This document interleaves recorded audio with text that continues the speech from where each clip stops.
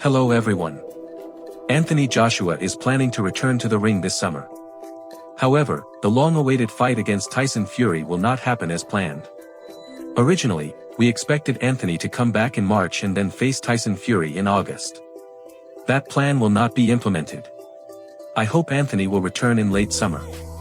At the moment, he is not yet ready to begin a full training camp. We are considering options for July, but we will only have a clear understanding of the timeline once he resumes serious training. In Nottingham, in the super featherweight division, Lee Wood defeated Josh Warrington. Wood dominated throughout all 12 rounds, controlling the pace and distance. Warrington looked less active and was unable to close the distance for effective counterattacks. Lee Wood won by unanimous decision. Melikuziev defeated Agbeko. Melikuziev held the advantage, but Agbeko managed to withstand his attacks. In the 7th round, Melikuziev seriously hurt his opponent and sent him to the canvas with a knockdown.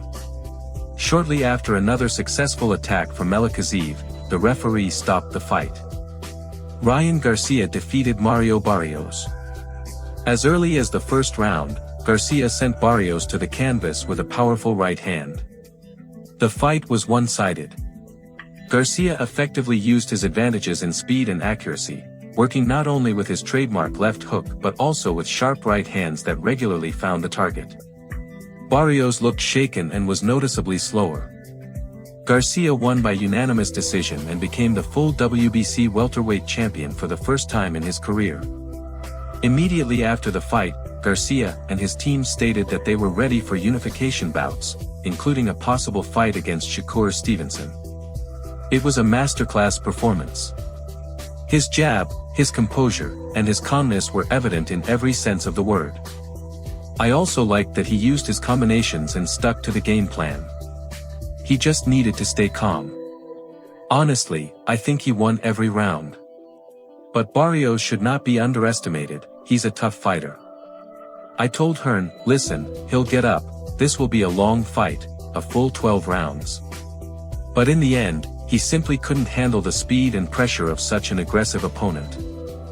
Former undisputed super welterweight champion Jermall Charlo has confirmed his readiness to fight Devin Haney if Haney decides to move up to the super welterweight division for a head-to-head clash. Charlo's sharp statement came in response to comments from Bill Haney about a possible move up in weight for his son. Charlo advised Haney not to write a check he can't cash.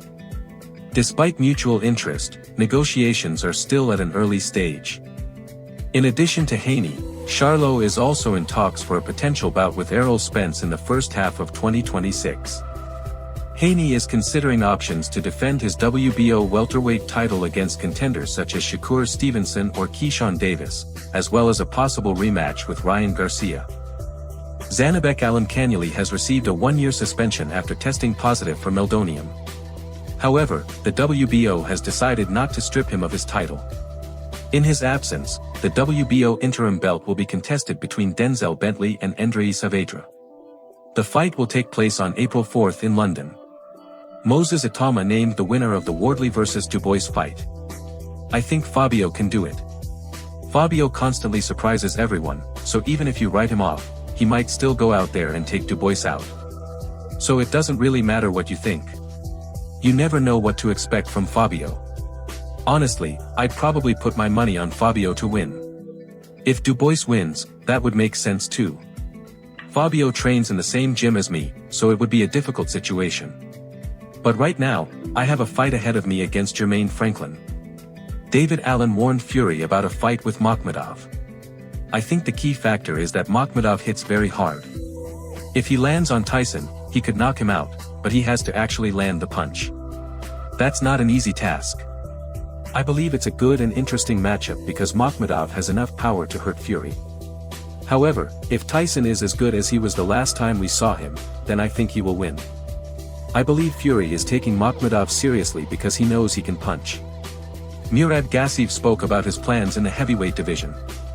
I have no idea yet, because there are currently many options and a lot of fighters in the heavyweight division.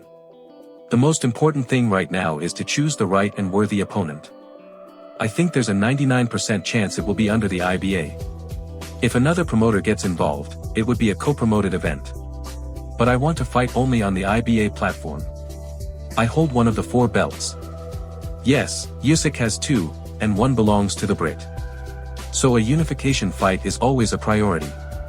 And the top 10, well, it's always been strong. Everyone in the top 10 is a top-level athlete, and any of them poses a threat, so it would be interesting to fight them.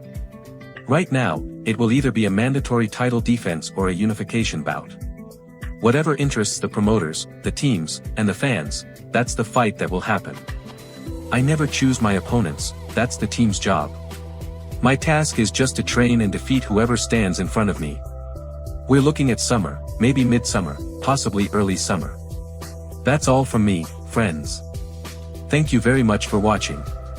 This was Alexander Petrov with you. Leave your opinions in the comments, like the video, subscribe to the channel, and see you in the next episode. Goodbye.